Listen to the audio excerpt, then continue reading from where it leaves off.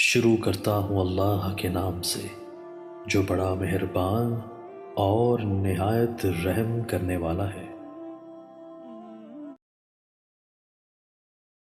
حضرت علی رضی اللہ تعالی عنہ کا ایک قبر پر گزر۔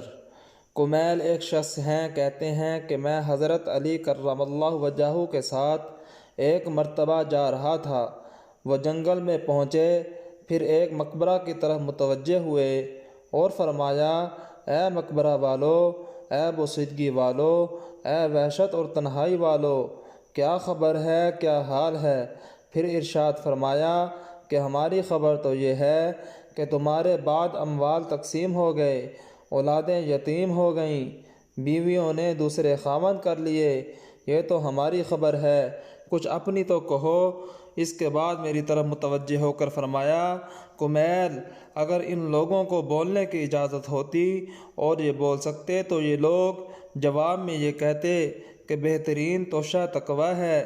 یہ فرمایا اور پھر رونے لگے اور فرمایا، اے کمیل، قبر عمل کا صندوق ہے اور موت کے وقت بعد معلوم ہو جاتی ہے، یعنی آدمی جو کچھ اچھا یا برا کرتا ہے وہ اس کی قبر میں محفوظ رہتا ہے جیسا کہ صندوق میں۔